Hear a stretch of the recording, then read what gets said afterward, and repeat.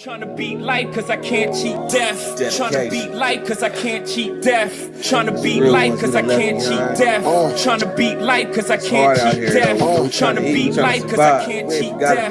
Tryna beat life cause I can't cheat death. Tryna beat life cause I can't cheat death. Tryna beat life cause I can't cheat death. I did 17 years, homie.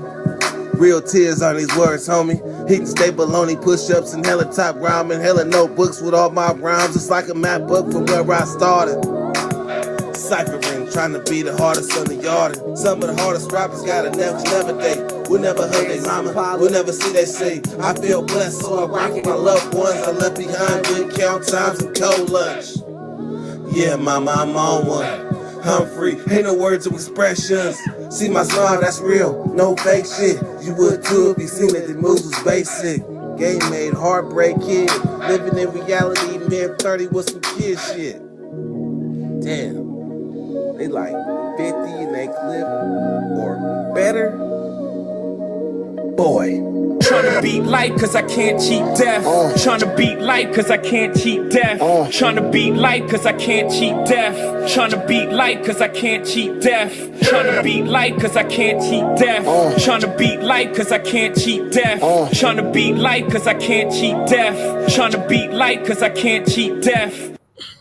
Death.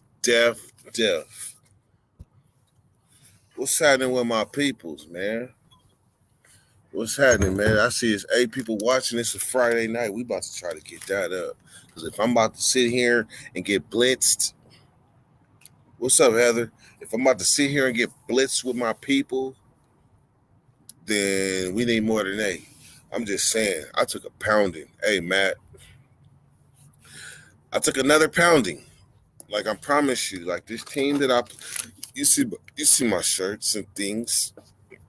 Softball shirts. I'm fresh off the field. So, I mean, I'm literally fresh off of pounding.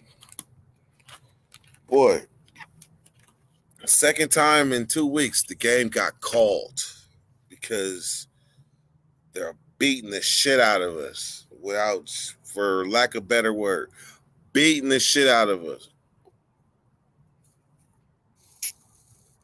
So the beatings continue. Like, what's fucked up in the league I play in is that if y'all win, they got something for you.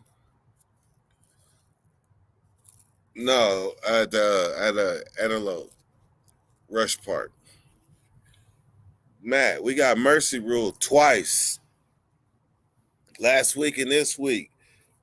I mean, everybody gets mercy rule once in a while, but this last week was worse. I ain't gonna lie, last week was worse. But it don't even matter. Mercy rule. There's a reason mercy rule is in place. There's a reason mercy rule is in place. But let's talk real live needed mercy rule.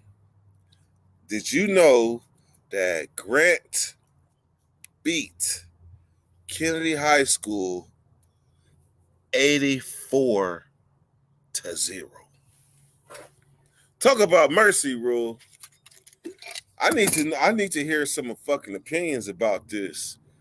Cause I mean Grant is a Del Paso high school, true indeed.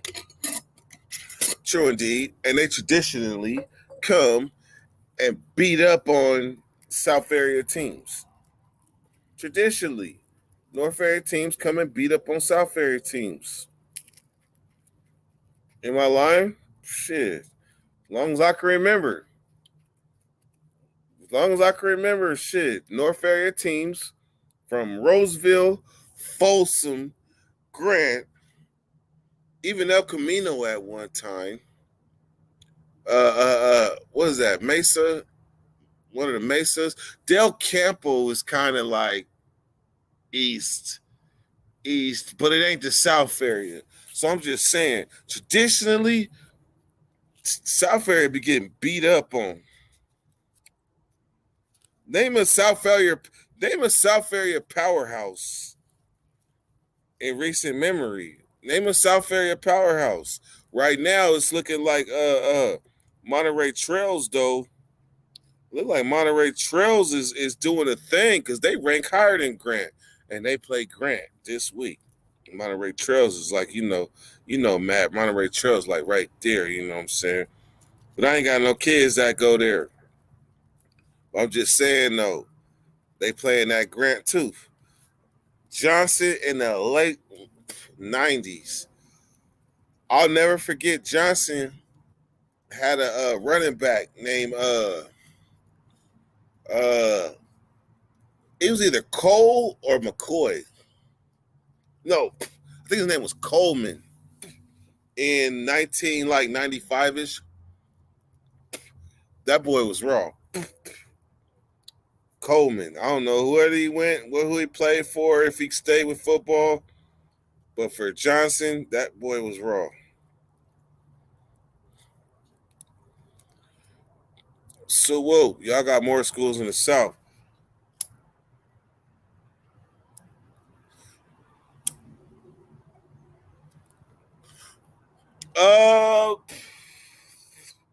Yeah. Is it called, Bill?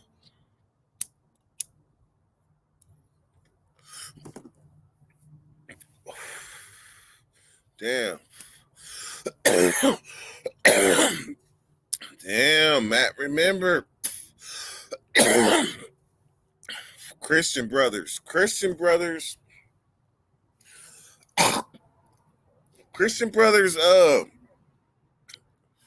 they wasn't making noise in a sense because Jesuit was always like they big brother. As far as like religious schools and shit, Jesuit was they big brother.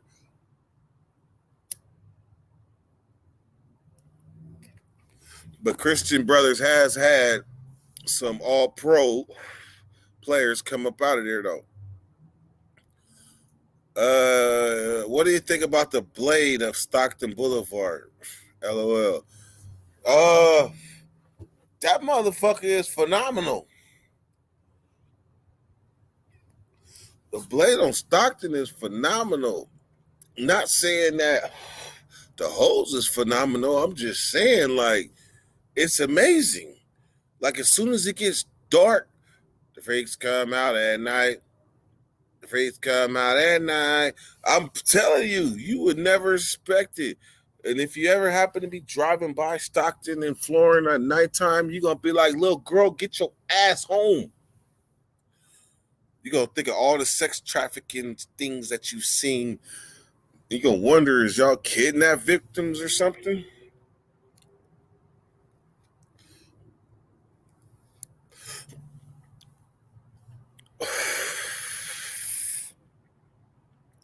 Mass law student, what's good, man? Kennedy, man, Kennedy ain't never had no good years. Come on, man. I can't think of I don't even know if Kennedy has ever got close to winning a championship. Like, they too busy. Like, I went to Burbank and Kennedy. They rivals. But ain't one of us ain't never been shit. Ain't no titles, ain't no section titles or nothing in the South area from the mid-90s on. I challenge y'all. South area sections, anybody? Any Johnson sections, Burbank sections, Kennedy sections, Valley High sections? I don't know a lot about Monterey Trails yet.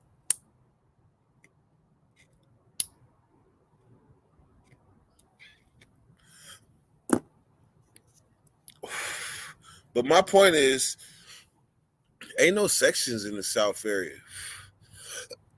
Not since the 90s. Like in the 90s, Burbank ain't been shit since the 80s. But in the 90s, I think Valley High had a good run one year.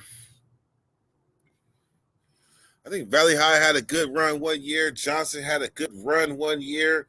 McClatchy, I don't know about McClatchy.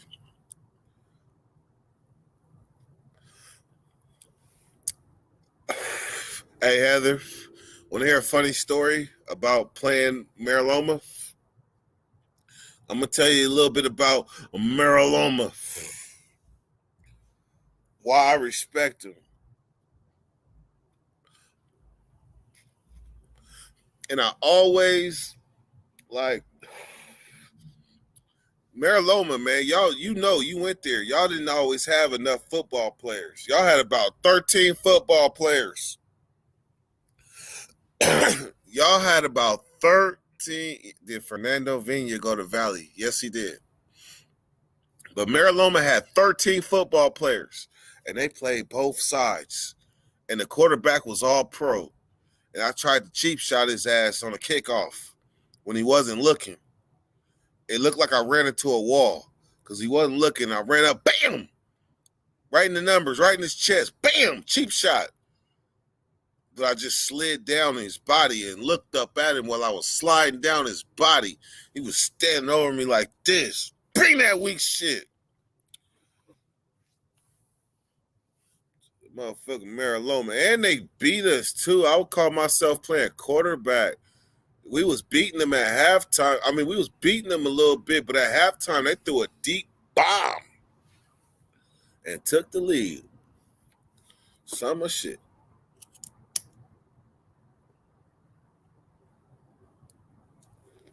So whoop though. Grant just destroyed Kennedy. 84-0. Nigga, 0.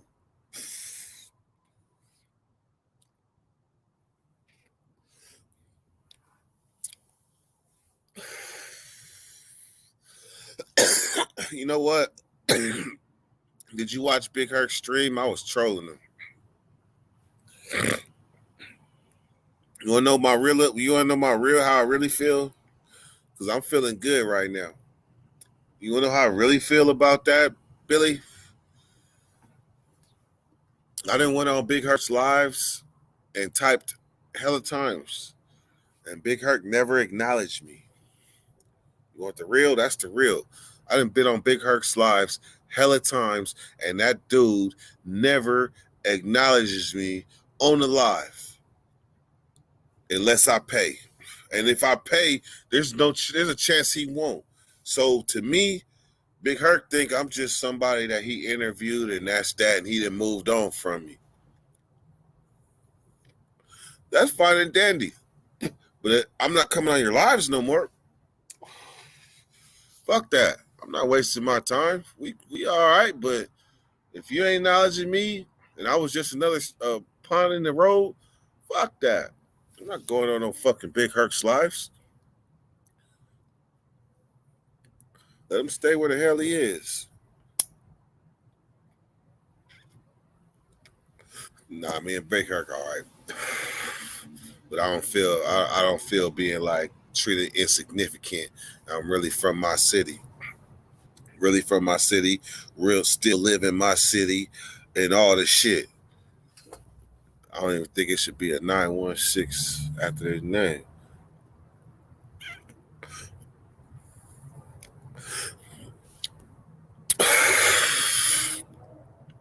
Grant always been good, right? Grant always been good, but they had some fucked up years. Like they had to fire Albertini. Like they main head, the motherfucker with the dynasty. The motherfucker dynasties. Shit. They had to let Albertini go because they started knowing what plays Albertini was running before he was even running the plays. They already knew which play was coming.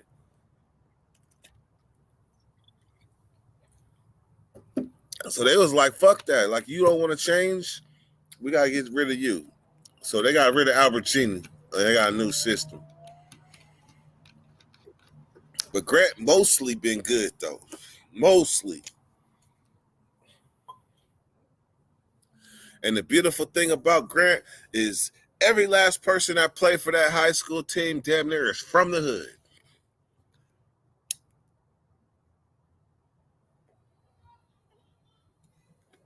That's one hood that if you stay dedicated to your school studies and dedicated to your football, you can make it. And it's been proven time and time again that you can make it from Grant High School. I remember like going to Burbank. The only person that had made it to the NFL from Burbank in my era was Alex Van Dyke. He played for the Jets, and he didn't play that long.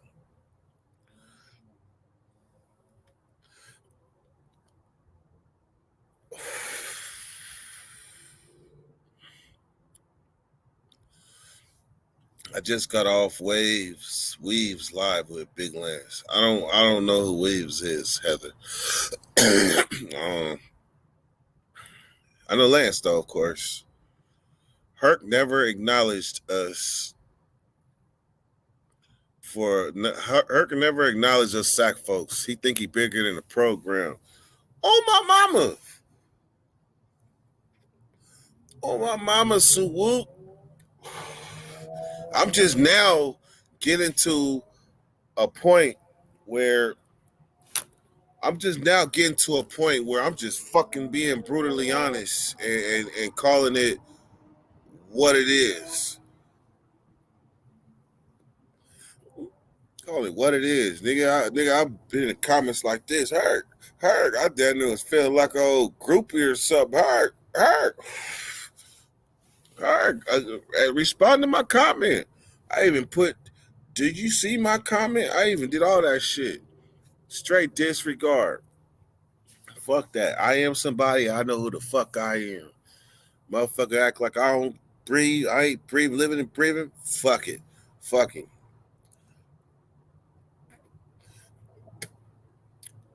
You know, they said don't bite the hand that feeds you. That nigga ain't feeding me shit. How about that? What's the last stream you did of his? Yesterday. When I proved my point. We never played Grant. Valley High against Grant. I know in the 90s, yeah. In the 90s, Grant played Valley High. There actually was a epic game where Grant played Valley High that I think it ended up in the shootout and some more shit.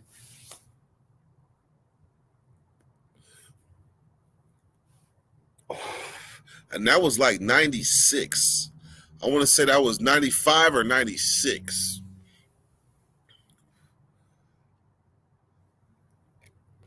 Big Wavy.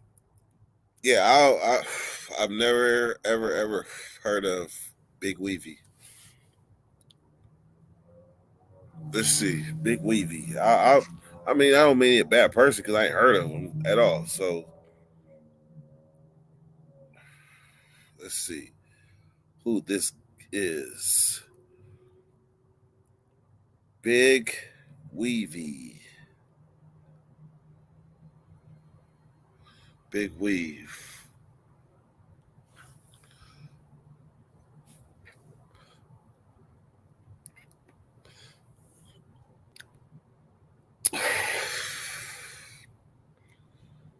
Okay, Big Weavy.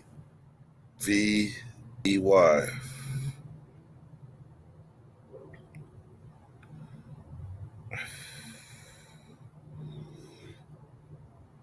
Yeah, I hate to say it, but he's not popping. He's not popping.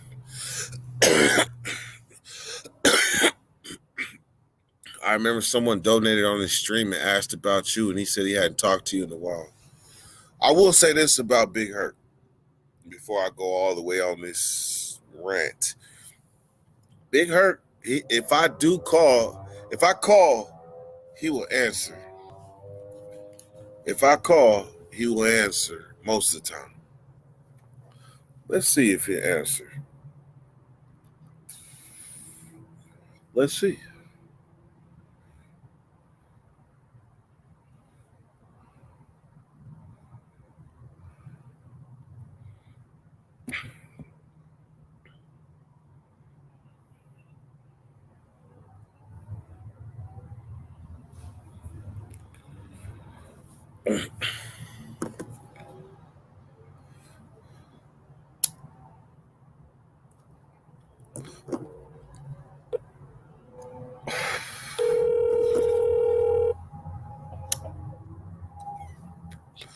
Hello? What's up, Hurt?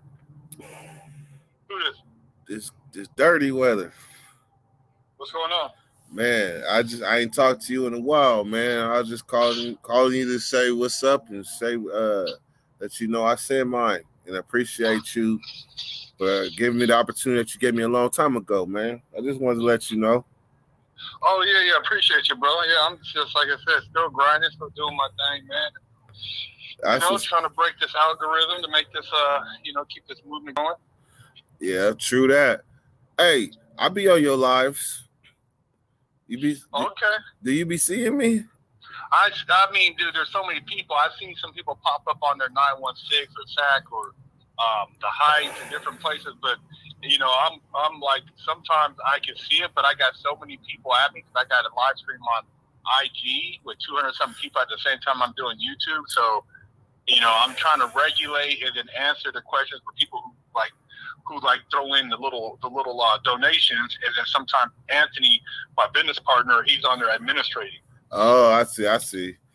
So there's so much going on, and I'm just trying to touch on everything, and I got to watch on certain things because these people they got a lot of a lot of things I don't want to talk about because it's just the censorship on the platform, and it's already fucked us. So I try to stay away from political shit. Yeah, that's kind of what I'm going through now. You remember back when YouTube was when the guidelines wasn't that strict and you could upload whatever. So what they're doing is they're striking me from shit from back in 2018 and early 19 when they wasn't tripping. They just going back and picking me off. So I ain't been monetized since March. Oh shit, yeah, man. We went from like fucking 30,000, 40,000 subscribers a month down to negative 100. Damn. Yeah. We started. They said we were losing people, bro. That's how bad it got. Because when all that shit went down with all the politics stuff and the George Floyd stuff, and we didn't really jump on the bandwagon, they fucked us. So yeah, it's like I'm working on getting on other shit. I'm doing Rumble and some other shit now. Rumble? How does Rumble work? Rumble, it's not algorithm. It's all based on views.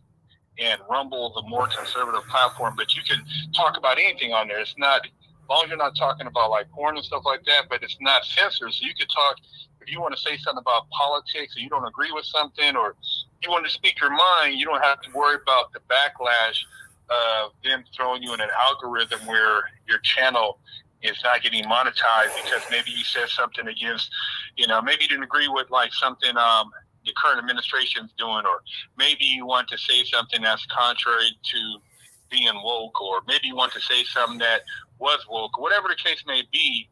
You don't have to worry about an algorithm putting you into a category which fucks your channel. So you can basically do your own thing on there. And that's where a lot of people are at. Like the dude Tate, Andrew Tate, who just got banned from all social media. Damn. He's over there. Russell Brand's over there.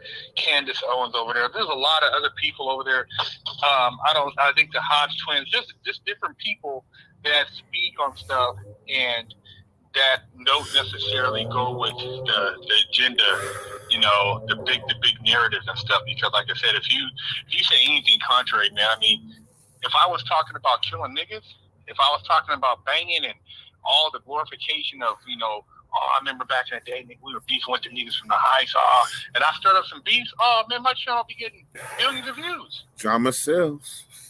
Yeah, but that's destruction of our people, and that's the whole thing they want to continue is us self-hating, us talking about how bad we tried to destroy each other, and then it fuels a new generation. Oh, that fucked that nigga. Now I'm from there now, and then it keeps him going. See, they need to keep us destroying each other. Straight up. That's the game plan, bro. So I'm not with that shit. So I've been doing some other shit. I'm still posting on YouTube, but when you coming back through SAC? Oh man, I don't think I'm coming back through there, bro. I don't really have no reason to go out there now. My grandpa passed away. My mom don't live out there. I don't really have any family out there, and it's like a 10-hour drive from Arizona. You in there? Oh shit. Yeah, I moved to Arizona. I got the fuck out of California. I come out here. I'm out in LA right now filming. I come out here and film once a month, but I'm done with California. I got up out of here. I feel that shit. Hey, Yeah, I got it out of there. well, when you gonna do a reunion, man, or something close with like me and Nate and some earlier people, because we all. Well, I just did a follow up with like a couple people from out here, man. You just got to coordinate if you guys ever come to Southern Cali. Because I don't think I'm ever going back to SAC. It just ain't no reason because it's too far of a drive, and there's nothing else for me because I spent all that money going out there. It's like it ain't nothing. Not unless I had like a public speaking appearance. Or there was like a function out there where they paid, because that's my thing now is trying to get into more public speaking and booking events that's actually going to be something. But I really have no need to go back up to Northern California like Sacramento because it's just too far out. Dude, that drive from my house is like 10, 12 hours. Shit, I feel you. 100%. Man, I remember I used to tear the roads up, so I know. Yeah, that's like 12 hours. So if I do anything, I'm like, I got people I'm trying to hook up with in Texas. I got dudes, if I can get you going other places. But my thing is now, if I go somewhere, I got to get some bread. I come out to LA because my partner is out here, so we film out here. But that's about the furthest I go into California is coming out here to Southern California. What about StreamYard? What about a StreamYard interview? I do so. I mean, I've done that before. It's just, it's just coordinating it. I mean, it's not as good as doing it in person. I mean, I don't know if you heard the guy. You know the guy Primo from SAC. That's my homie. Yeah. He's coming out here. Hold on, this is him right here. Hold on. Hello? What's up with? Let him know you talking to me and watch. Oh, so you already out here?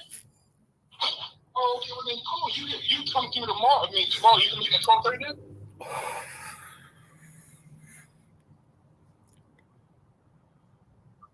Oh, okay, I got you. Because we're right by the airport. I think we're right by the airport. Because I thought you were getting here until tomorrow at 4:30. Oh, yeah. Okay, can I see you? Yeah. Okay, I see you on Facebook. I'm like, damn, I think you already out here. Okay, cool. Yeah, so the interview will go quick. Shout out, Pre. First, I guess at 11, so we finished early. We can get you a bit earlier, man, but I just wanted to space it out. But yeah, this hotel's pretty close.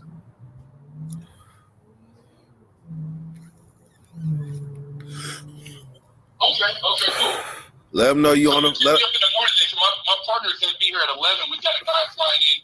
He'll be here at 11, and then as soon as he's finished, we'll roll you right up in here. Let them know you talking to me. Okay, all right. Good shit, man. All right. Heard. Let them know you talking to me. Yeah. He out here. We're about to interview him tomorrow. Hey, I interviewed him for the first time 2 years ago. Yeah, my homeboy Damon Nunn put me up on him. I don't know if you know Damon Nunn. Yep. From Highlands, but yeah, I'm gonna interview him tomorrow, get some shit going. So yeah, I'm just trying. Like I said, I try to bust people out of Freshman, man, and keep the channel fresh, man. I kind of graduate. I'm on some more entrepreneurial shit. I'm trying to show people, man, that there's other angles because everybody I'm basically knocked off what I'm doing, and I got to keep evolving, man. So hey, I'm evolving. So what right now, the topic that I've been generating, I say that I created the prison genre, but everybody says Big Hurt. So my argument is that when you was doing it, there was no such thing as a prison genre. Y'all just no, I created the prison genre. I was the first person to do it in 2013. Nobody started. I started this whole. Wasn't nobody talking? The only person who came after me was 23andOne. I'm the one who interviewed and did the first interview when I busted Cali Muscle, and then I busted my homeboy Larry, who got caught up by arrested by the Mexican police and got caught up in it. I'm the one who started all this shit. Wasn't nobody thinking when I got out of prison, man? Wasn't nobody doing this shit? YouTube had just started. So this is my argument. My argument is I was the first one telling war stories, smoking weed. I was telling war stories. I was telling prison talks. It wasn't even war stories. I was the one that started all this. You came on my channel. I mean, but prison genre, that was no genre. I was the first one. YouTube said, hey, Big Hurt, you're doing this. Wasn't nobody else doing that. I trailblazed and started interviewing. I gave people a platform to actually do all that stuff. I was the one who got badgered. I'm the one who let the fake ass Wes Watson come on. I'm the one who let all those dudes start their careers. When I gave Nate on here, wasn't nobody Nate, told his story. Just it wasn't even nothing hyped up. It's just him talking, but it was real shit, and it blew up. Do you? So but you know the difference between like somebody giving a testimony and somebody telling a war story, right? You can say. I mean, a war story. The bottom line is the prison genre. I start fresh out with the first platform, and then everybody spinned off. What about Joe? So the after prison guy. He was after me, bro. We were 2013. Go good. 2013 wasn't nobody doing it. Everybody started doing it, and then they started doing stupid shit. My whole thing was a message. The war stories was irrelevant to me. If you told a story and you interpreted it as that, cool. But I wasn't here. Oh man, I was on the yard, and it wasn't about that. It's about teaching young people a life lesson, and that's why everybody wants to get on my platform because it was real. Wasn't no paid subscribers. Wasn't nobody on here bragging and trying to promote ignorant ass behavior. I was telling people, man, this shit is backwards, bro. And I was trying to correct that because I made so many mistakes. So I started all that, and that's why professors hit me up, law enforcement hit me up, all these people hit me up, and that's why the channel grew what it is because of my genuine, as far as perspective on this shit being garbage. Did they know where to place you when you first came out, though? Because I created that lane, and everybody else followed. Everybody started tagging me. I was the first one. And then people started talking, oh, man, this dude got stabbed. This dude got raped. This dude, I was on the yard, this and that. Wasn't nobody doing that. I was the first person. Yeah, you have people, oh, man, you've been to jail scared straight. But wasn't nobody, I wasn't trying to intimidate anybody to not commit the crime. I was trying to show that, hey, people change their lives. Hey, you know what? I gladly accept being one of your offsprings. I'm a big hurt descendant. And you know what? My only claim to fame is that I was the first one telling war stories and smoking weed with a low grade camera. I mean, my whole thing, it's not neither here nor there because my whole thing at the end of the day is creating a financial base, man. But like I said, I did this because I seen an opportunity when I got out to try to help people, and that was my thing. It's like I'm gonna lead by example. Are you still are you still passionate about it as much as you was though? Yeah, that's why I'm still producing. I'm still driving out here 5-6 hours a trip to produce shit. I'm still out here spending money, and we're not. If I wasn't passionate and we're getting fucked like this, I would have said the channel. I don't let it go. But I know at the end of the day, when shit changes, when this political climate changes, I'm gonna be at the top of the food chain. And I'm going to get a presidential pardon because I'm not on here doing stupid shit. That's why I would never do all that stuff on TV because that's not what I'm projecting for these young people. I'm trying to show you that that's what they want us to be, and that's not what we're capable of so much more. Straight up. When one of these rich conservatives say, hey, Big Herc, yeah, you talk about busting cheeks and wig splitting, but you've always been consistent, and you've always stuck by your values no matter what they did to your channel. Hey, man, I'm going to offer you an opportunity to become blah, blah, blah. Here's a couple million. That's what I'm waiting for. So I'm bidding my time because I stuck to who I am. And I ain't tried to switch back. You exercising 9/10 of the game. Yeah, that's what you got to do. You know what I mean? It's like, if you look at some people now, do you see, like, and I don't knock them, but, like, Cali not eating food, farting and shit. I mean, dude, you can't go from, it's like me. If I wanted to get views that bad, then I go on here and start doing stupid shit. I mean, dude, you got to stick to what you know, and people will respect that long term. You go back and forth, and you start doing shit like Whack 100, stirring up all this shit, man. You think, that's short lived. You know what I mean? Yeah, so you can't go talking shit, all that stuff, calling the police on people. You can't do shit like that and have longevity in this game. Those are fly by night, man. I've been in the game almost 10 years talking about the same shit. Yeah, I've had to, because of me not playing the game and me calling out hip-hop on the hypocrisy of saying that the white man this and you guys are killing more blacks than anybody else. It ain't. The white man, maybe 10 people, they're killing more whites than blacks. But you can kill each other every week and shoot them up and nobody says nothing. So I don't want to hear about no white man this and that. I ain't never had no worried about no white dude growing up. I'm worried about motherfucking beefing with other niggas. You grew up in a diverse neighborhood too. Man, shit, man. It was You never worried about no Klan dude in the Klan, white boys from Rio Linda. Man, shit, we go out there and thump them motherfuckers, man. Wasn't nobody worried about them. Only time it was problems when the football game in Rio Linda or something. That's when you would have a problem. But you know, the gist of it is that nobody wants to talk about what we don't want to clean up our own house. Yeah. And they use us for everything. They use us for a fucking movement.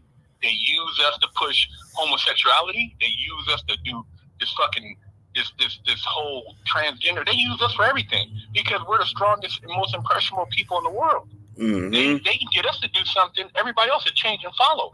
Put Nas X on there dancing on the devil. Put Dwayne Wade's son on there dressing like a little girl.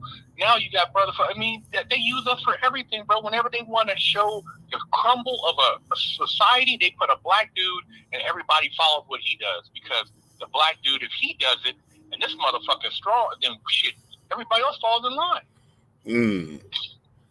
True We're that. the top of the totem pole, bro. We the ones who lead. That's why they have these fucking Russell Westbrook wearing a dress. This dude putting a mask on, doing this because they know, LeBron does it, then damn, everybody should do it. LeBron talking about fucking all this stuff, but then he ain't saying nothing about China and all the Muslims that got no motherfucking slave camps. Damn. Yeah, he took that $1 billion payout and kept his mouth shut. You want to talk about injustices and slavery and reparations? Talk about the Muslims over there, all the Africans and people over there in China right now in these intermittent camps, bro. Nobody talks to them, so it's all hypocrisy, bro. Damn. You gotta look at the big picture. These people are being played. Snoop, all these dudes they play that, man. Think about back in the day. Remember when they had rapping and nobody talked about gangbanging? You might know a dude on the street like, oh, that nigga Crip, that nigga Blood. But he didn't talk about it because that was off limits. That was the cutoff. Remember, you couldn't rap about that because that was another. But now when the labels have been, go ahead and rap about it. You want me to talk about blood and shooting these niggas? Yeah, talk about it. Here's the bag. Now niggas is talking about it and it turned into a whole nother level of violence. Man. I remember, man, in Juvenile Hall, Boys Ranch, 29th Street, motherfucking the Flats, the Creek Mob, El Paso Heights, Oak Park. Yeah, niggas go on the weekends, you might funk with a motherfucker, but you come back to the Boys Ranch, oh, what's up, blood? Oh, cuz. You talk, but it was respect. It wasn't like you just gonna kill a nigga because at the end of the day, you talking about, oh, nigga, I sold 6 zips. Oh, nigga, I got rid of, this song, so he grind. You get money. It wasn't like killing each other, but they turned all that around where now motherfuckers is on kill shit, and it just wiped out any type of black communication or leadership, even among the different gangs, because you knew certain dudes that were respect. Oh, that's Big so-and-so Dooney. That's big. That's the Pater from Whoop Whoop, or that's Snake right there, or that's Day Day. You know, these are niggas you still do with a respect thing. Yeah. But they've lost all that. Damn. That's the truth. I can't even. Hey, everything he's saying, I can't even dispute. That is the damn truth. Like them, like everybody, like everybody you just named. These are legends to me. But if you talk to one of these young niggas, they're gonna be like, who? Like, where he at? Young about like Pookie Low, Snake, a lot of these dudes like OGs, like Q-Bone from my hood, like this dudes who laid it down, and at the end of the day, man, it's like, at what point are we gonna stop destroying each other? Yeah. Because if we were doing it together, everybody can own. You can own the sack. It's a big enough pie. A big enough pie with enough slices. You name a country western singer who's talking about killing another country western singer. Name me one. Them big white boys got ranches. They got not hundreds of acres. They got 1,000-acre ranches. Them niggas, they'll earn all of them. They balling, bro. Some of these country western singers, man, they got acres. They get together. They have whole functions and don't nobody shoot each other at their functions, and they're drunk as shit. Why? Damn. Compare it to a black thing. And now you get a bunch of brothers together, go to the parking lot, I guarantee you somebody will be killed, bro. You can never have a black function at that level without somebody getting killed. And it could be a small town or a big city or a big city. A small one. But you have country music festivals, everybody. I've been people dancing, drinking, hey bro, having a good time. Ain't nobody trying to kill nobody. Damn. Hey, you know what? You sure know how to make me look at life different real quick. A lot of people don't want to think about it like that because we're too blinded by what they're telling us, man. And it's a cold game, and they keep everybody on the same page. And if I say this shit, if it was on mainstream platform, this shit would be demonetized. They don't want to hear that, man. They don't want to call. We don't want to call each other out. You know, they want you to be, oh, you're a big this and that. They want you to stay asleep. Never came out here, huh? They want you to stay asleep. Stay asleep because they don't want you to wake up the youngsters. If you had an OG talking to you like this or telling you different things, and these youngsters like, damn, man, you know, because think about it. You see those kids in Chicago, 11, 12 years old, they got Dracos. Who are they going to kill? Another black man. You see, they don't even let you grow up. You get 12 years old, kill them young. 12 years old, they teaching you how to actually teach to kill, not shoot. They like kill. This is how you do it. Exactly, man. And it's another dude that looks like them. So our whole culture is based on destruction, bro. It's sad, man. You know, we talk all this, didn't want to talk about how man, they ain't gonna give you shit. You know the reparations, man, go to Africa. You know how they were getting the Africans, man, other African tribes. White people could not go into the brush, man. They couldn't survive the malaria, the disease. They stayed on the coast. They was having other tribes go enslave other tribes and march their ass and march them all the way to the water. Exactly, but ain't nobody said, "Hey, Africa, why don't you go pay these blacks from America the reparations?" Because what they'll tell you is like, "Hey, man, it was the times. Everybody was doing it." Yeah. So. You know what I mean? Nobody wants to own up. See, they want us to make us keep thinking we're weak. As long as we keep begging, we'll never look to ourselves and say, you know what? We don't need y'all. We can get it. Because we can get it. But they got us feeling like we don't have we don't have no capabilities. Yeah. That's the trick, or they try to keep it just out of reach. Keep it just out of reach to justify their actions. You know what, though? We allow them to do it. True that. They don't need to keep it out of reach because if you get too close to it, I'm gonna kill you before you get to it on my own. So they don't even have to do nothing. It's like, hey, show this black guy, that black guy, tell that black guy is not down with it, and that black guy kills him for us, and we don't even have to do nothing. We just sit back and watch these black people self-destruct each other. We don't have to do that. So you say like it's only a matter of time because it's something good, and as soon as the blacks get involved, it's only a matter of time until that motherfucker get blew up. Before they destroy each other. We don't even have to do nothing. Man. They don't even have to put it out of our reach because they give it to us. And then they turn around and tell the other guy that you got it, and they know that those other people are going to go predatorily take it from you. Do you ever see that happen in the Japanese culture? Nah, they work together. Yeah. Do you see how many people been getting killed in Sacramento lately? Yeah. In this Somebody last... told me on the live stream that they just arrested some dude out there who was from LA killing somebody.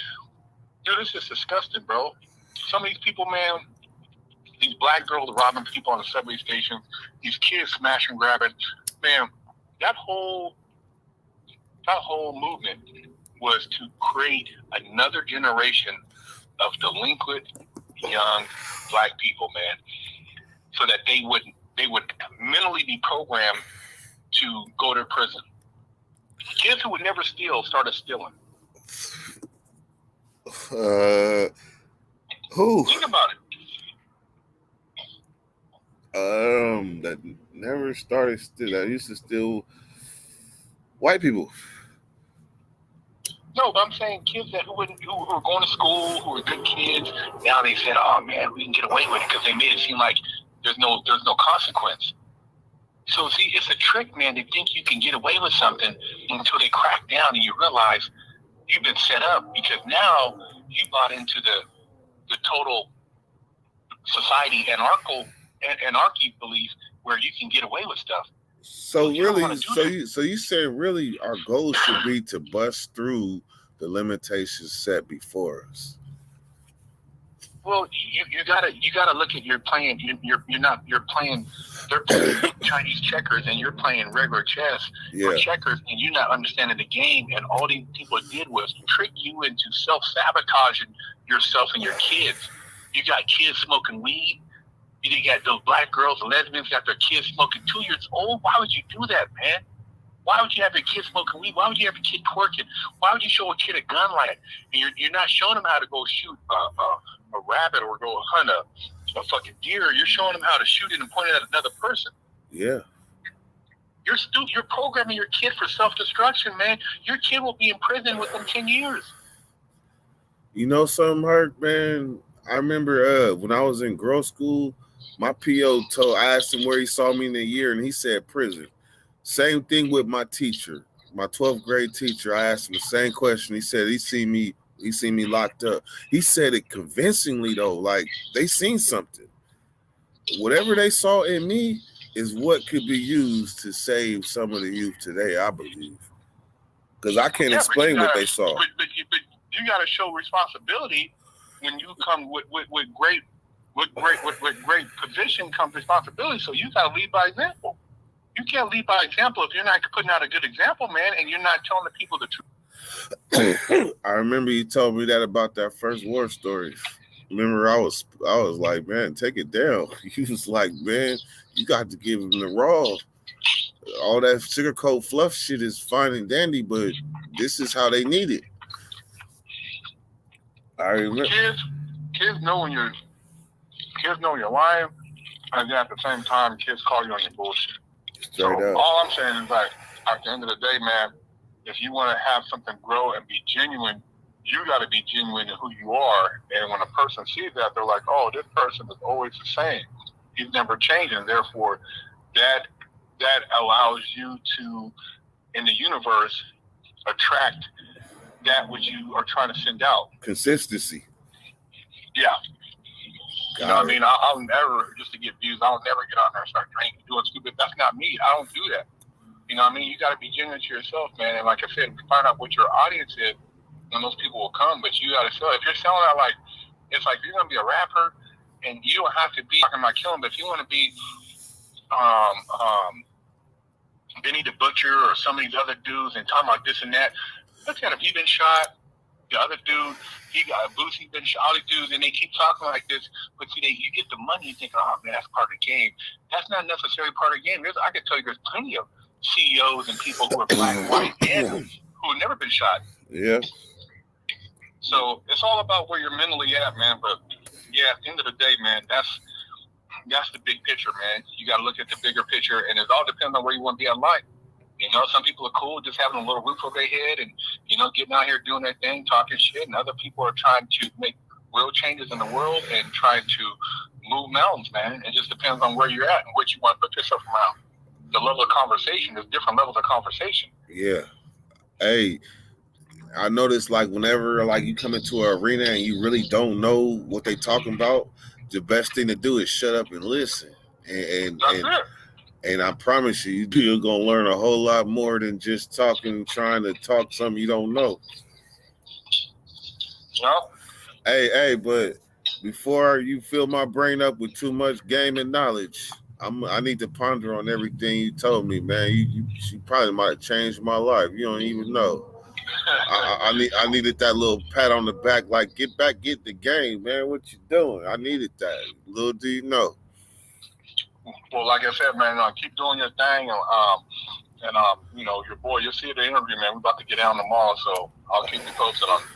Hey, man, hey, I'm telling, hey, you can ask, if you want, you can ask him about me, and he got some funny stories and all this stuff. That's my guy since childhood. We're going to get some good stuff tomorrow, man. Like I said, I'm going to open up the dialogue, man. Let it flow. Yes, sir. That's what's up, man. Shout out to you, man, for sure. Hey, and I'm a respectfully rescind from saying I started the prison genre. I just thought that there was no such name as prison genre. No. Until later. We created that category, and everybody just kind of spun off of what we did. But I don't really say nothing. Like I said, there's a lot of people that say stuff, and I just try to stay out of the middle of it because I got to keep the universe on my side. So I try to just help people, man. And I genuinely help a lot of people, but I know that it doesn't come back the same. So it is what it is, you know. You help me, and I at least want you to be proud of me for keeping it going all these years later. Yeah, man. I mean, you and Nate do your thing, man. I'm always, like I said, him, Dex. All you can do is keep shining, bro, and try to find your path, man. That's all I'm doing too, man. I'm still making, searching and seeking, man, to get that righteous path, man. Straight up, man. I appreciate you so much, man. All right, brother. Well, you take care, man. Like I said, stay in touch. Yes, sir, man. I'll hit you soon. All right. Go. Bye.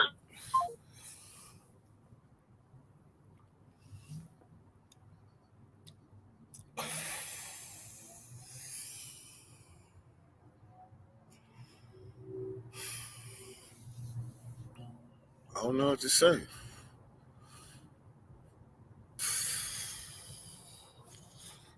I don't know what to say. For once in my life, I am at a humble space and lost for words. Like sometimes you need that motivational talk. I promise you, sometimes you really need that. Sometimes you need like somebody to be like, look, man, this what's going on. Bruh, check this out. Look at this. Boom, bang, boom, bang, boom. And it's on you to open your eyes. Like, I literally was saying I started the prison genre. Only thing I can say is I really I consistently blew up the world. The YouTube genre with the weed smoking and telling the story. But clearly, that's the grandpa. Big Herc is the grandpa.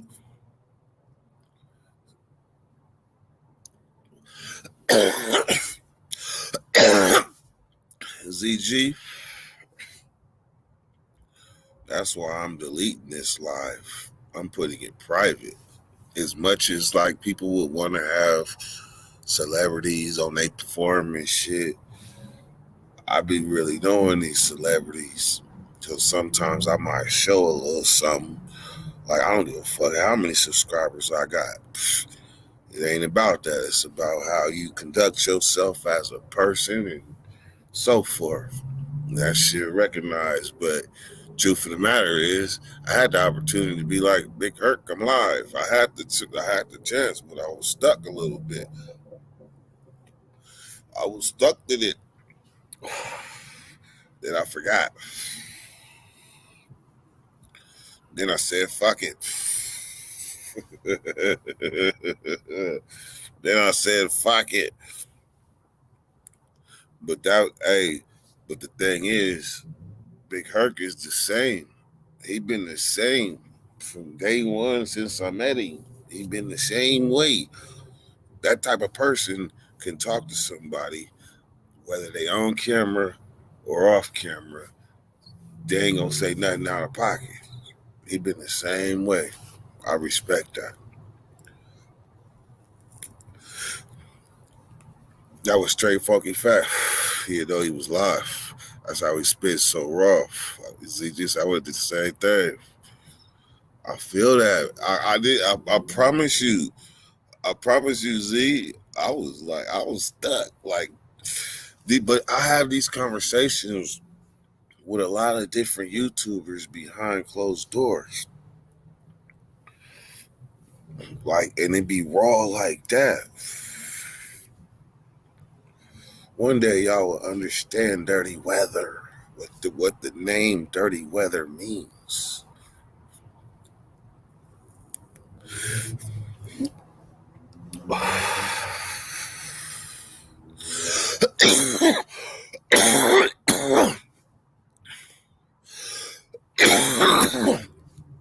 Conduct is one of the main rules in prison. Code of conduct. But I would say respect come before that, though. Because you got some disrespectful code of conduct breaking motherfuckers. So they just kind of file all the way. But you got some people that respect the code, but ain't got no respect. Then you got some people that got respect that break the code. Not in our face, but behind closed doors. Them faulty big homies. We know about them, Noti. The motherfuckers that come with the bag, get some homies and feed them, some youngies and feed them, and now they surrounded by lions, and they walk on the line and shit. Bullshit.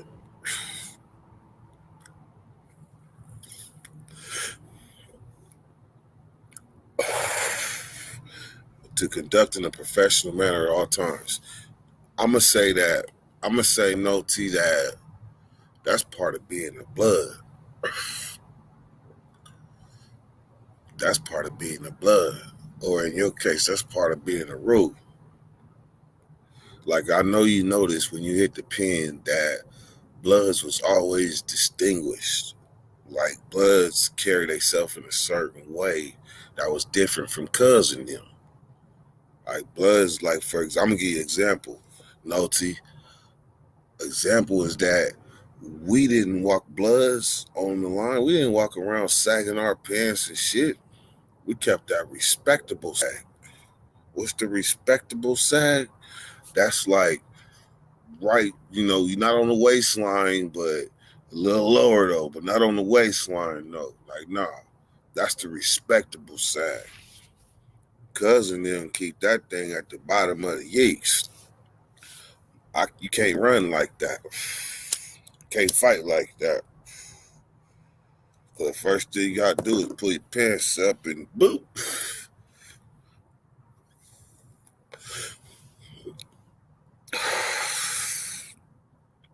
Have you ever seen a swastika face tattoo? Yes. Yes, I have. Most of them motherfuckers in the shoe, though. Like, you wasn't going to see that too much on the main line unless you in, like, high desert or something. And then you got white boys walking around with fuck it. Fuck it.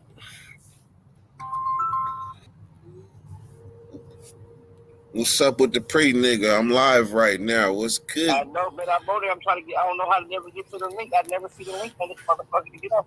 I didn't put. I didn't talking to me, nigga, but I don't see you with the phone in your ear. It's magic. I'm text you right now. All right, I just posted. I see it late right now. Nigga, I'm about to roll up another one. The nigga pretty came to town. I'm out here in LA, nigga. You already know where I'm at, nigga. I'm out here to do the thing with the boy, nigga. My photo 20%. Nigga, I was talking to Herc when you was talking to him. Oh, so you already know I'm out here then. Yeah, nigga, come on, nigga. AT and dirt. All right, hit the link. I'm on it. I'm trying to see how I get on there. Oh, here I go.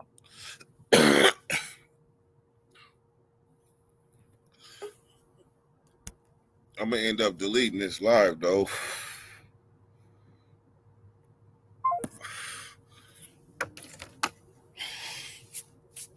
Hey, hold on. Your mic is muted. Your mic is muted.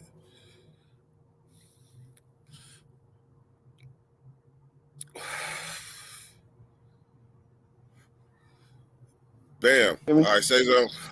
There you go. All right, I can hear you. I seen the little light was on. I'm only on like 13%. My shit probably gonna go dead on this. What's up, though, man? Oh, shit, man. Shit, just tripping off reality. Guess who in the chat right now? Who? That nigga Nick Nolte. That name sound familiar. Nolte. Well, you might not. You might have came a little bit later. Nolte was like in 06. Oh, yeah, I got there in 08. Those two was 06, 07. Y'all got their 08. What's that in 08? Hey, I just wanted, once I heard Big Hurt talking to you, I was like, oh shit, this nigga said it was time. Hey, I'm in here, man. This is where you at right now? I'm in LA. I'm in Inglewood. I'm in Inglewood, man. I'm in Inglewood, man. I'm in Inglewood, man. The Primo nigga done pulled out to the. I done pulled out to the wood where it's good at, man. Did you fly or drive? You know I do those driving, man. You know I'm gonna play with it, man. I mean, shit, man, Mr. International. You know, you can call it that, man. I just like to move around, man. It's an opportunity of a lifetime, man. You know what I mean? You can sit down with a nigga and try to help you make some better shit happen. Nigga, I'm telling you, nigga, I'm rooting for you. I'm gonna pull up, you know, I'm gonna try to show out, man. I'm gonna show what Dirty Weather done showed me, man. I'm gonna try to put it into play. Yes, sir. Hey, did you do your research and things? I mean, I did a couple, you know, I'm really just gonna go and see. I mean, when it's pure and it's real, you really don't even need nothing but just that, my nigga, you know what I mean? Do you got your channel ready? I mean, shit, because your channel, I promise you, once you do that, you gotta have an outlet for the people to come holler at the pre nigga. Because I'm telling you, it's gonna be like a traffic jam if you don't unplug it. You need a place for them to come holler at the pre nigga. That's what I'm saying. So I'm gonna put me a little more content out there. I'm gonna put up a couple more videos out there leading up to him releasing the one that we about to do today. Hey,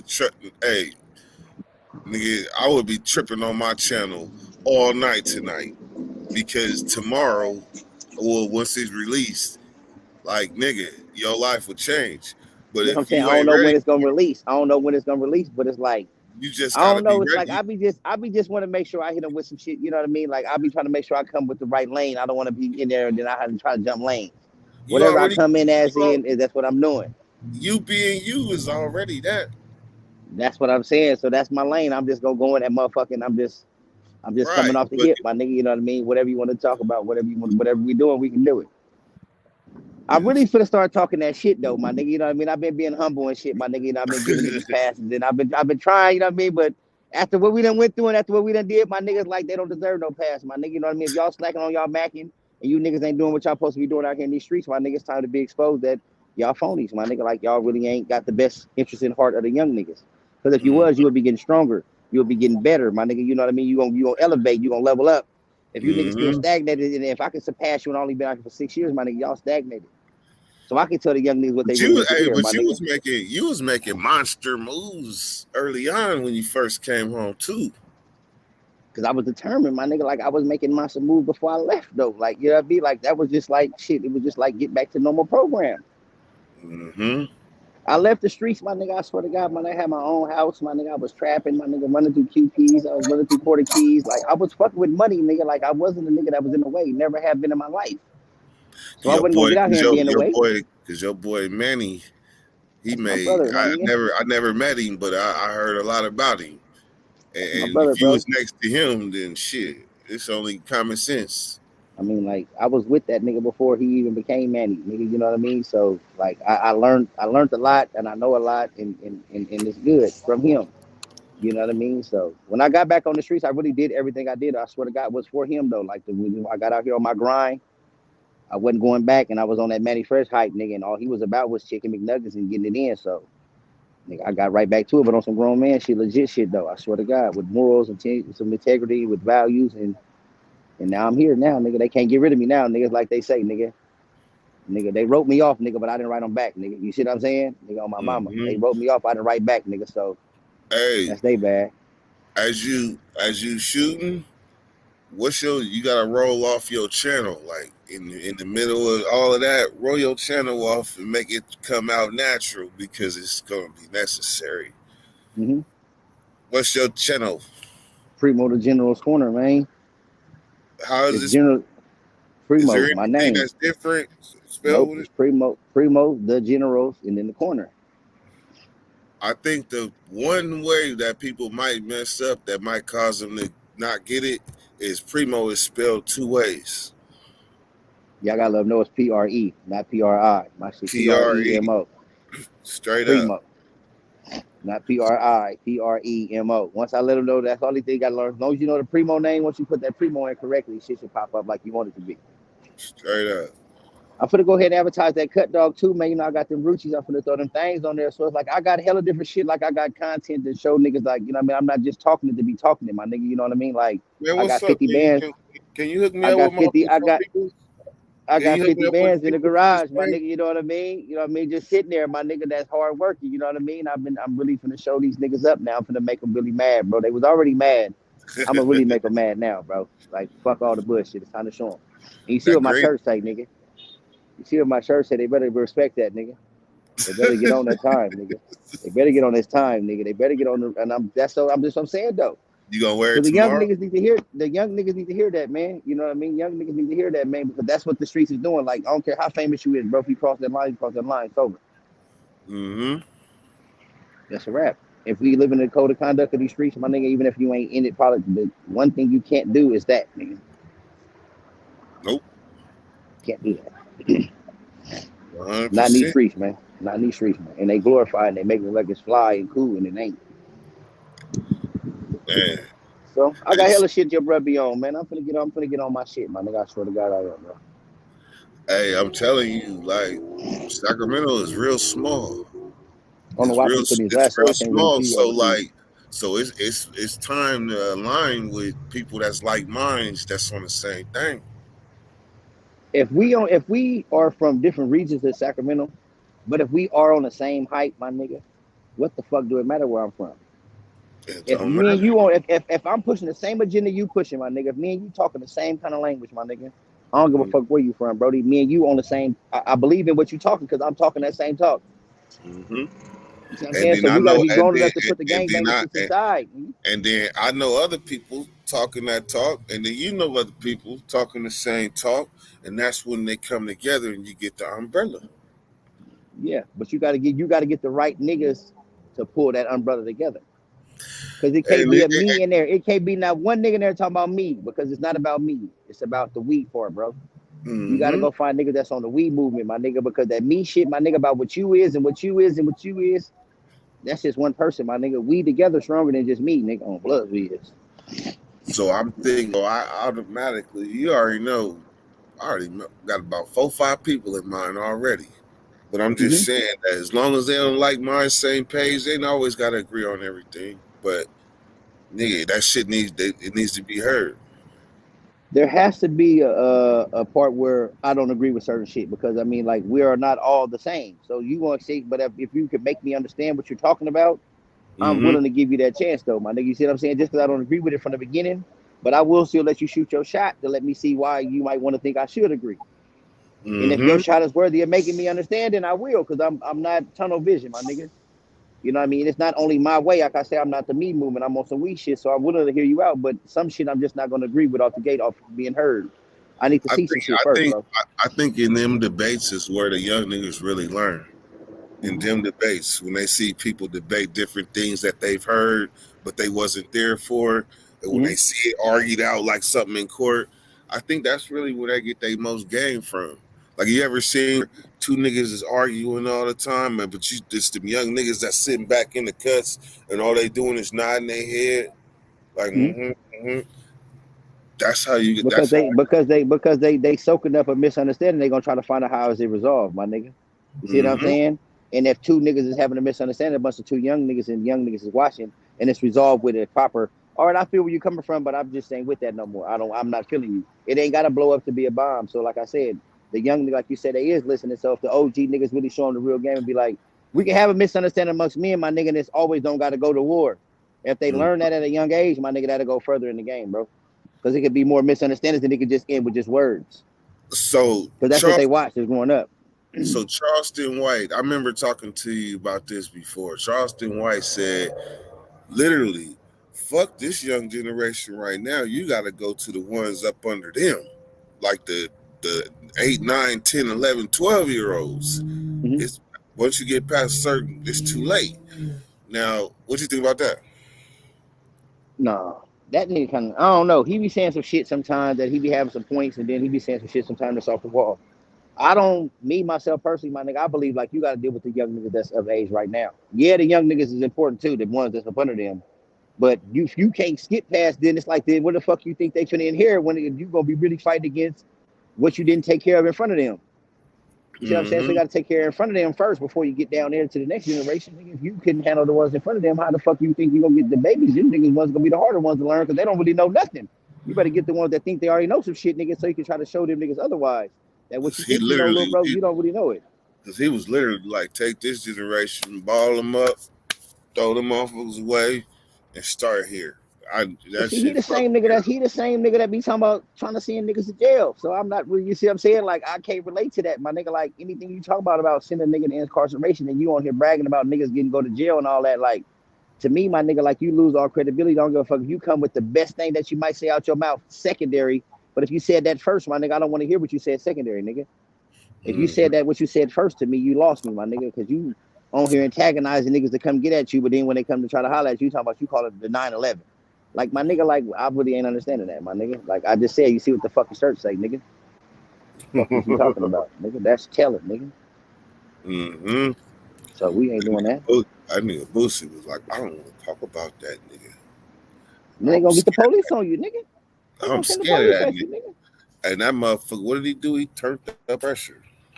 Now, like I say, a nigga like that to me right there is he's more dangerous than any kind of animal that can get you together, because he's letting you know what he gonna do to you and he's still talking shit, nigga, to make you come holler at him, because he ain't like you just picking on him.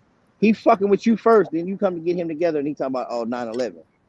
I'm low too. I wouldn't want no problem with that nigga either, nigga. That nigga's in that nigga triple CMS.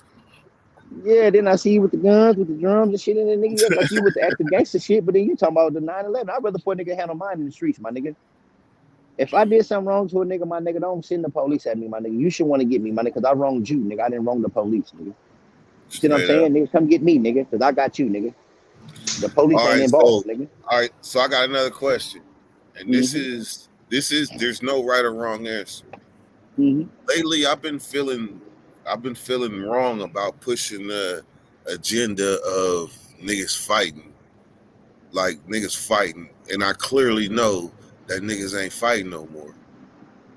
So I feel like for me to sit here and tell a nigga, yeah, be tough, go out and beat niggas' asses and all that shit, but it's the niggas that's not with the fighting that's really coming the winners, because they still here with their family. So I feel kind of wrong for pushing that agenda and saying that. I think I need to push the agenda differently and tell them, like, niggas ain't fighting no more. So why is he talking about how tough he is? I feel like there is phase still happening, bro. There is phase involved, right? There is situation that's fightable. You see how I'm coming from? But niggas gotta understand what type of situation is that. When it's hood, when it's a tribe beef amongst each other, them are fightable issues. When it's a hood versus a hood situation, that's not a fightable issue because it's already blood on the ground about that type of situation. But when it's at home, when it's at your house, my nigga, like, you should be able to go to your hood, my nigga, wherever you from, and get a fade with any nigga that's from your hood, my nigga. Because we from the hood, nigga. We from the family, nigga. But outside your hood, I can't go pull up to the Heights right now and tell nigga from the Heights I want to catch a one-on-one. They ain't hearing that, my nigga. They gonna be like, nigga, okay, nigga, we gonna tighten your ass up, nigga, as they should, though. But I'm gonna let you heard what I said. Listen to your brother. Let's see your brother, though. As they should, though, because first of all, as me, I'm gonna be a foreigner at this time, my nigga. I'm here to try to hurt somebody that's from their family, my nigga. They're not trying to hear nothing that I'm talking about.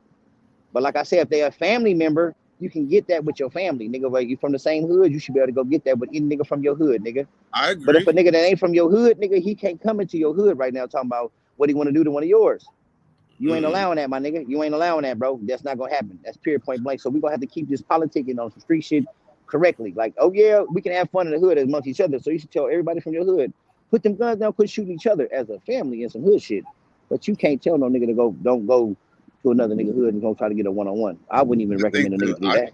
But trip off of this, the first thing that came to mind when you said that is that even in my hood, I know of people that was starting off with a head up fade and they from the same hood and it still turned up with somebody dead.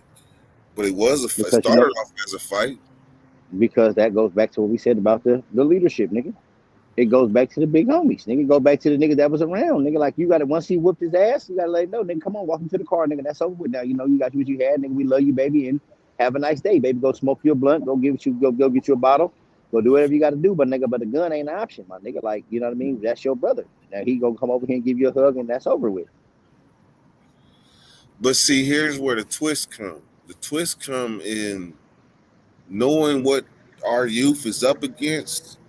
If we tell them not to protect themselves or have something to protect themselves, when the average kid is protecting themselves, I feel like we would be setting them up for failure in the sense. I'm never telling them not to have a thing, though. I'm not telling you not to have the protection on you. You see what I'm saying? But if as many times as my brother done fucked me up, nigga, he never had to go to sleep thinking if I was gonna pop him. You see what I'm saying, nigga? You a brother, nigga. So it depends on the person that put their hands on the person they put their hands on. So everybody should have protection. So if a nigga, you know a nigga come to hurt you, we ain't gonna say, you supposed to say, hey man, it ain't worth it, man. Nigga, get him together before he get you together, my nigga. You see what I'm saying? But don't just let that be your first resort. Like, you beat him up, so now you think you want to come tripping. So now you already looking for him before you even said if he's tripping or not. They already be on some, I got to get him before he get me. You see what I'm saying? So it's kind of like it all go back to when we was in that dungeon, bro. We was in that penitentiary, my nigga. And we was in that penitentiary. These young niggas was wired differently. Yeah. So for us to come out here to try to use our blueprint on what the wiring kit used to be for when we was growing our age up, our wiring kit won't work for theirs. We can't unwire them, bro. We can't get in there and fuck with they chipperies and shit. That shit is different. Nah, our shit is on a CD. They shit is on a hard drive. And it's a lot of wires in there, Brody. You see what I'm saying? You cut the wrong one and it's over. So it's like, that's why I didn't get out here playing with them. That's why I got out here on some, I'm big, bro, and I'm just gonna let y'all niggas know I'm still on these old school shit, nigga. And I'm gonna show y'all. Hey, but you was always like that, though. In the pen, out the pen, you was always like that. You were like some niggas be like Unc, but you always been big bruh. And I always been like big bruh. They ain't never really called me Unc. I always been bruh. And you was the same way. A lot of my ties that I got with the young life out there right now came from behind the wall, my nigga. And that's from all sides of Sacramento, though. I'm not just talking about Oak Park, though. I'm talking about all sides of Sacramento. Every young nigga that went across my path as a young nigga in that penitentiary, they respect the Primo nigga because I stand on morals, bro. I'm not with the fuckery, my nigga. Guess who hit me yesterday? Who? Lil HB. Oh, that's my nigga, little basketball blood. Little come off the visiting room and come and dunk on a nigga in some boots. You see, hey, that was legendary. He loved me, my nigga. Them niggas love me, bro. Because I was always on some what's right is right and wrong is wrong, my nigga, period. Yeah, hey, bloody hit me. He hit me, was like, guess what? That nigga seen your interview and was like, blood, I want to get on your podcast. Yeah. I said, what you mean? He said, like how Primo was on there. I want to get on. Yeah, that's my nigga. Hey, I'm on 4%, nigga. So if my phone go dead at any time, you know what that meant, nigga. My shit went dead. This nigga LA. Where you at? Beverly Hills? Hollywood? Nah, I'm in Inglewood. Man. I'm over here by the airport. Man, you see little airplanes and shit flying by in the background and shit back there. Nigga, you gonna get a rental? Nah. I'm only gonna be in and out, my nigga. I'm only really in and out, my nigga. My partner I was in the pen with finna pull up on me tomorrow and shit. One of my old cellies, we gonna go have breakfast and shit, my nigga. And I'm doing the interview, my nigga. And I'm back to where it's at.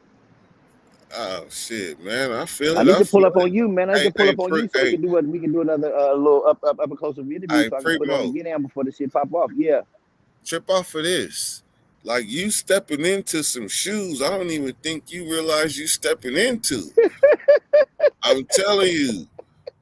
Like me and Nate, look at it like this. Me and Nate kicked in the door, guns blazing, bing, boom, boom, boom, boom. And then we stopped and looked back and was like, come on, niggas. And didn't nobody really come. Yeah. And that void has been there. And then finally, somebody followed the fucking blueprint and is making it, man, is there a such thing as a double salute? Like a double? Man, it's all love, nigga. I'm taking what we talked about, my nigga. We done walked the yard, my nigga, together, my nigga. I was on a thing. Let me tell you, I watched your thing the other day. We was talking about it just because I didn't pop on there. I was in the car listening to you on my radio about telling niggas about your experience about homeless and the motherfucking going to go watch your body at the little fitness. And now look at you now, my nigga. That's the test of time. Niggas lost it once and then nigga lost it twice, my nigga, and bounced back, my nigga. So that's the test of your strength. You see how I'm coming from, nigga? So if it's meant for you, it's meant for you, Brody. You just got to be patient for it to come, bro. I swear to God, nigga. So I paid attention to it that day. I watched you. Even though I couldn't click on that day, but I swear to God, nigga, I watch your shit, Brody. That's why I'm come on, my nigga.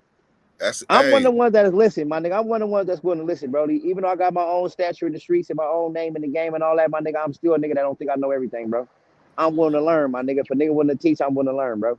Straight up. Straight up. Hey, and you already know I ain't nothing but a phone call away.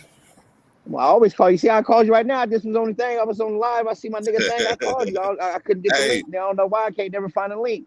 Hey, but the funny part was when I was talking to Hurt and you called Hurt. That's had me like. Yeah, I'm already down here. Like nigga, I see, but I'm happy he seen my get down, nigga, because my post on Facebook was about nigga out here for opportunities to help a nigga change his life. So he seen what I did. I don't think he know how much we know each other though. I don't think he know. You know. Well, like I said, bro, it's a lot of shit motherfuckers don't know. Hey, but here's the thing. Remember, one day your name might be like Primo the General 916 or something like that. So all you gotta do is carve your own path, but connect it. And nigga, I think you're gonna boost my views because we gonna fuck with it, bro. Right, you're gonna tie the link because you're gonna tie the knot. Because guess what? You got interviews with me and Nate already. Nigga, you got an interview with me in your house, in your room, my mama, under your light, with your poster in the back. Real shit. I've been talking the same shit I'm gonna be talking right now, my nigga. So it ain't like I just jumped on this, my nigga. Like this has been me, bro. I just feel like I had to have some content to put out there, my nigga. Now I'm 6 years in, bro. And I done did some shit. I done experienced some shit, my nigga. Now let's talk about it, bro. Are you ready? Are you ready to get married to the YouTube game? I promise you, Dirt. When you fucking with me, you'll be like that nigga. I can put my phone down and sit there. And I told you I'm tired. I'm ready to talk that shit, bro. No, that's a commitment though. That's a yes or no. Are you ready to get married I'm ready. to the YouTube game? Well, let me tell you, I do. I said I do. That's right. You know what okay. I'm saying? I do. So you jumped the broom. All right. I'm on. So I'm now, on that so now, tomorrow's my wedding day. you are a YouTuber and an influencer. That's what you are. Well, you are a YouTuber and an influencer, and tomorrow everybody's gonna know. Well, I'm sure ready to go tomorrow, my nigga. You know what I mean? I'm popping up on that motherfucker, man. I'm a show represent the Sacramento shit the right way for sure. Definitely, because that's what it's all about, my nigga. We home base, nigga. I'm representing home team, man. Hey, I'm proud of you, but I seen this coming a mile away. I just wish Teddy B was here too, because I just see my nigga on there, man. He just went to court the other day. With us. He should be here with us, because guess what? 2023. I'm finna step in, like, man, I'm telling you, I didn't already align with the biggest people in the game. So okay, all right. I gotta be honest with you, Free. The nigga Herc didn't know he was live, but I kind of got stuck and I didn't tell him. So I'm about to delete this live and then call him and tell him. But I might make it private because he was shooting that shit, nigga. He was on the phone with you while he was on your live. Yes. But he was shooting that shit. But I'm a solid nigga, so I mean, he didn't say nothing out of pocket, nothing out of line, nothing. Like everything was as if it was an interview or something. So the motherfuckers that's here that heard it, they got to hear some Rawski Dawski. Yeah. Rawski Dawski. So but this one is gonna be private. I might cut that out and then just keep ours on that, because you come with Rawski Dawski too. Well, you already know I'll be at this shit tomorrow, man, in the morning, man. You know what I'm saying? But like I told you, when I get back to town, my nigga, we can do something, post up together, you know what I mean? Pull up, I can sit there with you, we can blow some woods, have a drink or two, and we can introduce you to the cracking, bro. Good. It's all good, nigga, but don't go get no chicken and waffles though. This nigga's a thug, like you see. I'm finna stay my motherfucking ass over here in my motherfucking bar. I just put my location up in the air. Nah, I'm just over here. I ain't no motherfucking body, man. I'm on square, man. You see, I'm out here dressed. I just don't fuck with the rats, my nigga. I just don't. I gotta tell everybody exterminate the rats, my nigga. That's it. Pre. Pre. I'm about to tell you something you ain't heard in a minute. If you ever heard it, I promise you, Pre. With them glasses, nigga, you look like Baca, blood. I'm on the B. On the B. Like Baca. Nah. With the Let me put him glasses, back on, bud. man. Let me I'm put him back telling on. you, That's my nigga. nigga. That's an Any nigga intelligent from black Oak man. Park, that know Baca. This nigga look like Baca right now. That's an intelligent black man, my nigga. So I'm doing something right, my nigga. That's one of the smartest niggas I know right there, my nigga. You know what I'm saying? Hands down. That's one of the smartest Ah, niggas I my know, my nigga. nigga. You know what I'm saying? But I can't see myself up close and personal with the glass. That's why I keep putting them on and off and shit. But since I am in LA, I Damn. keep putting them on because I do want to make sure I can see what the fuck is going on, what's going on. But yeah, though, I'm Nigga, finna get back in here, man. you was one of the niggas play video games hella late night, huh? Nah, nigga, hell nah, nigga. I just lost my eyesight in that penitentiary. Hey, I'm on 1%, nigga. My phone about to die. Hey, it's all love, nigga. I swear to God, nigga. I'll bring one of Hey, you tomorrow nigga, sometime before I do make the us interview. proud. Nigga, make us proud. Yes, sir. So y'all that got to witness this live, y'all got some good shit. Some good shit, huh? Stevie Johnson. What's up with my guy? Nick Nolte, C-Dog Cooper Show podcast. Real talk, yes, sir. That's why they call him General. Gotta change the way we think and react in front of the young ones. The hood was solid when it was a no drug policy. Indeed. Nigga, the prison lines was solid when it was a no drug policy. Cause Nick Nolte, there was a time in the 90s get on your shit for doing drugs. Then like when the late 2000s and shit came, then it was like do your drugs but do them respectfully. That that was when shit got sketchy. But in the 90s, it was a zero drug policy and shit worked out just fine when it came to that. If we heard nigga was snorting, we was on this shit. Shit happens.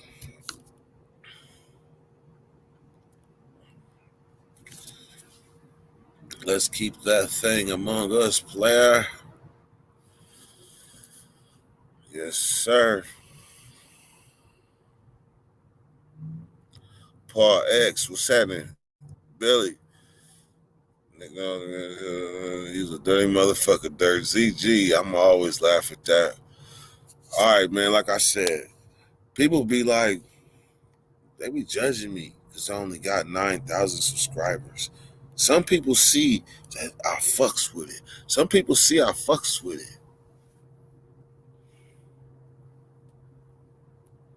I just sat here on a whole ass live and had to listen to why I wasn't the creator of the prison genre. Like literally, like Herc put it in my bowl. Like whatever he was talking, he put it in my bowl, and I had a spoon, and I was like, dude. Yep. I had to. Shit. I know my first YouTube post was 2013 as well. But I was only making prison content. But when it come to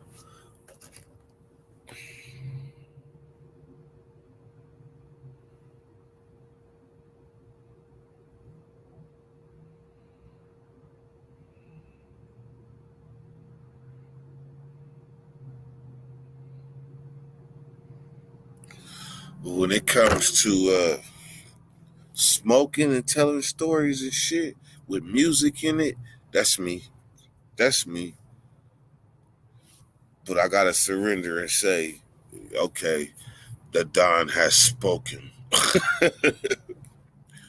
The Don has spoken. You're part of the Herc bloodline. I got to say, I am a big Herc descendant.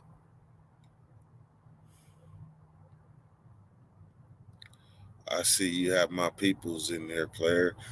Hey, Davey, if you ever miscounted me out, I promise you, let me say it in less words as possible.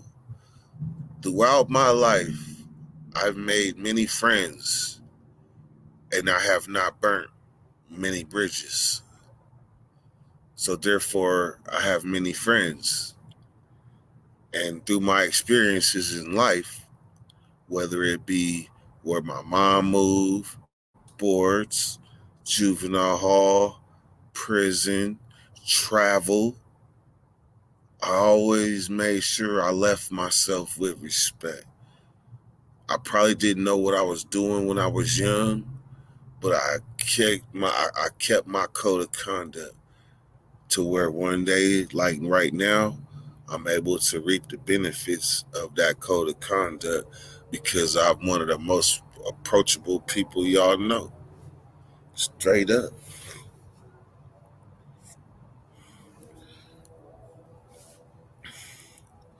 I should have guessed Cali from that car in the background. Indeed. Indeed. What's up, Malik? Man, real talk, then shit went out the window. Where y'all from? Cause in New York, I don't remember the 90s being no drug policy.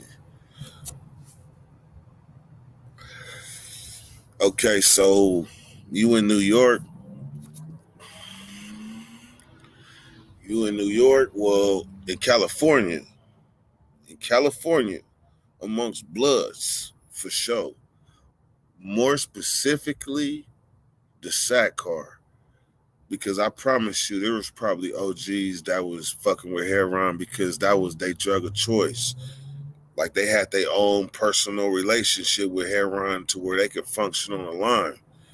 And so, like the no drug policy, when I hit the line, I was 18 years old, and I was seeing Bay niggas walking around with Visine bottles on the yard, doing all that shit, nodding out on the yard, on this level 4 yard that I was on.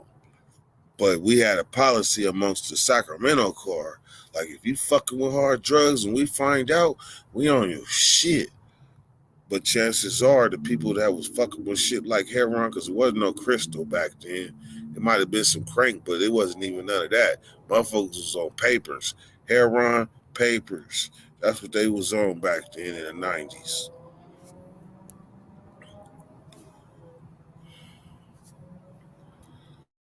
So then what happened is the evolution of prison happened. And there was, we back in, when we was hearing about tweakers and shit in 97, 98, 99, 2000, 2001, we started hearing about tweakers on crank and shit and then ice and all this shit.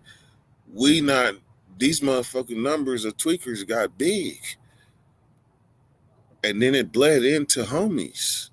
And then these homies is coming to the pen.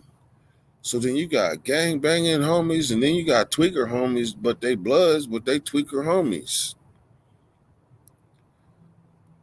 And they getting caught behind closed doors doing what they was just doing on the streets. So then it got to a point where you be whooping everybody ass. Because everybody was doing some all these young niggas that was coming in the pen was on some of that shit. All these young niggas, you'd have to whoop the whole young nigga car at one point in some prisons. I promise you, in Solano, you would have had to whoop the whole young nigga car.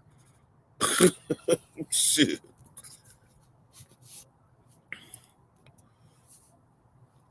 I stood on the outskirts, gang personal driver, cool my hood.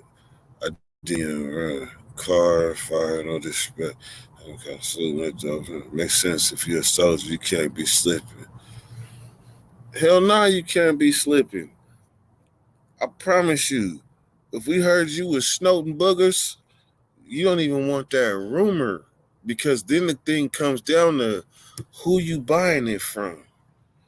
You buying it from these LA Bloods, you buying it from these Bay niggas, and these Bay niggas is running you up a debt, and then all of a sudden the homies got to hear this nigga been buying heroin from the other niggas, and this nigga got a $500 tab in that mail out money order or whatever ain't cleared.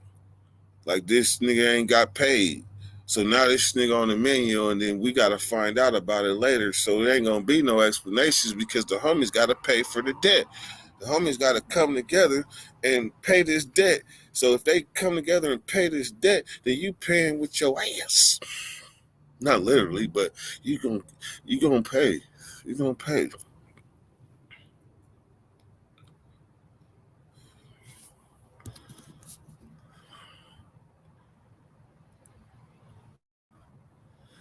So let's see. Man, real talk, that shit went out the window.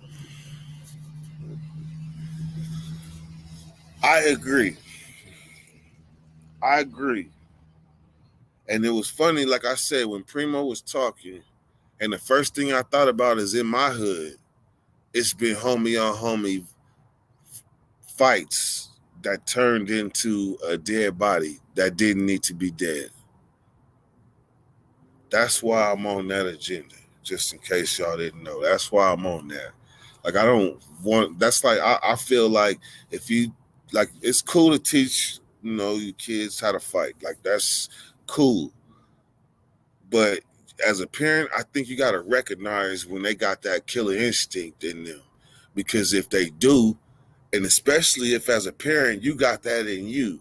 So you got to be conscious that if you might have passed that down, and if you got that same killer instinct, then you got to think about how you was at that age at 16, 17, like how you flash and see red and wouldn't give a fuck.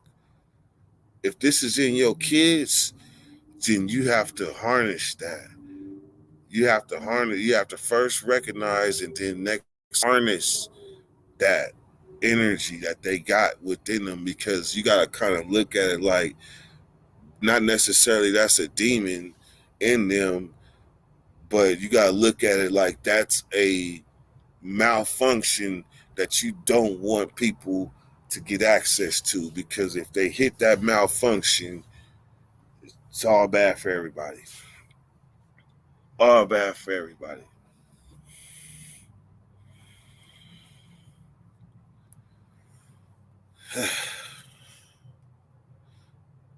That fear instinct is just as dangerous. I'm going to tell you something about that.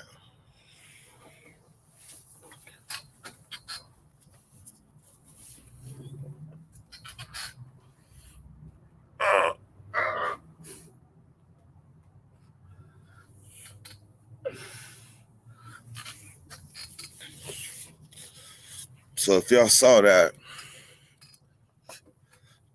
that was Fearless.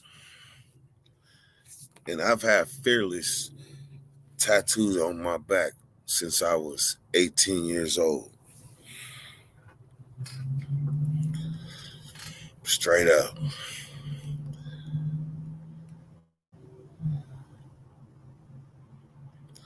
So when you say the fear instinct is just as dangerous, I gotta say, what do you mean? What do you mean? Because if you're talking about being next to somebody that's a scary motherfucker, then hell yeah, that fear instinct is hella dangerous, because when they come and we're doing what they do, going to work, that scary motherfucker gonna leave you. So that fear element is hell yeah, dangerous as shit. You don't want to be with nobody gonna leave you when that shit get hot. You know how many places me and Nate Dogg done been to where I didn't see something and he seen something and he was like, "Dirt, you see that shit?" And then I key in on it and we like, okay. And we assess the situation real quick, like, okay, is there a threat? Nah, they just capping. And we go back to doing what we do. No doubt, I'm saying a scary dude will snipe you from a distance because he don't want no smoke. Guess what? I agree. There might have been a time I might have had a dissertation about that, but that only requires a yes or no answer, and the answer is that is yes. A scary dude will snipe you from a distance. He will snipe you when you go back because he don't want no smoke, or he don't want no further smoke. Like y'all might have already handled it like men, but he don't want no further smoke because that first thing you put on him was hectic and shit. So he might not want no further smoke. Sometimes you gotta know when you've won, and you gotta hit that throttle in the truck and idle down. Sometimes they have to do that.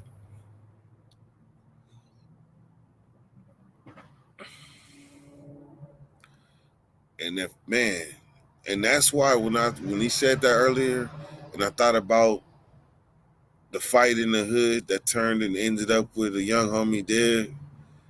If he knew that he was winning, or he knew that he was if he knew to be on point, he would still be here. But the point that I make is that it plays out in every hood. Every hood knows somebody that started off with a fist fight and ended up with a body. Every hood. Every state that has a hood.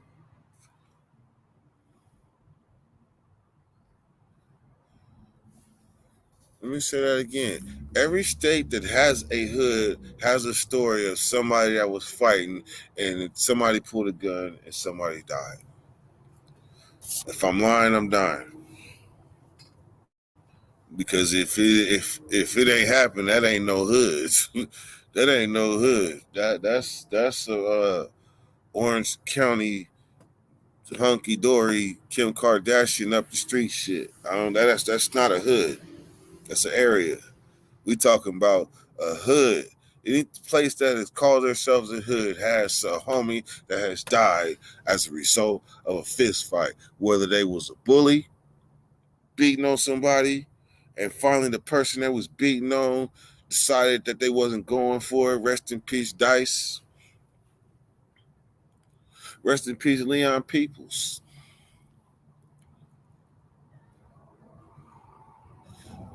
Yeah, man. Sometimes the people don't like getting bullied and they fight back. All right, man. I rambled on long enough. I got some fire ass casserole with some summer. Hey, Nate, with some real summer sausage too. Like real summer sausage like we had on the line. Mixed with some macaroni and ground beef. I'm telling you, that shit is screaming. Man, my acid reflux about to be fucking up. I'm telling you. Nick Nolte, you already know I know. That's really what it was too. Rest in peace, Dice. All right, man. I appreciate all 20 of y'all. I hope all y'all hit that like button. I'm not necessarily gonna. Damn, man. I'm in a dilemma, Nate. I'm in a real live dilemma. Like when I had called Herc, right, and Herc was talking, and I neglected to tell him I was live. Like I don't be doing shit like that. Like that go against what I be doing, right? But he started spitting that raw, real shit, and I kind of got stuck, Nate. So I'm trying to figure out, man. I was thinking I'm gonna just delete this live, but then Primo came on.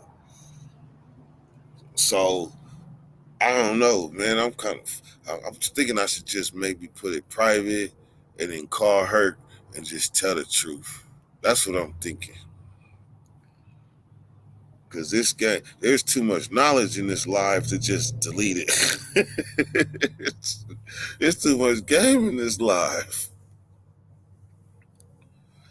Salute. Glad I ran into this channel. Straight up.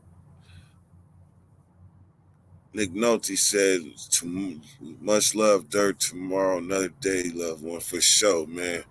All right, man. Y'all have a good one. Good night, Nate Dogg. Good night, Mara Holdings, Nolte, Skyler, Malik, Davey Johnson, Smack. Man, I want to go fishing tomorrow. You got my number, man, for real. Like, I'm feeling it. Earlier the better. Paul X, C-Dog, man, the Cooper Show. That's what's up, man. Good looking on coming through and things. Billy, I know you at your bedtime. It's probably 2 in the morning where you at. CG, that's what's up. Hey, so if y'all wake up and this live is deleted, just know that y'all witnessed a great live, and understand. I shouldn't have done that, and it was wrong. Man, I don't think he gonna be mad. Call him first, then make your decision. That sounds fair. That sounds fair. All right, I'm gonna call him and then I'll make my decision. All right, man. Y'all have a good one. Dirty. Come.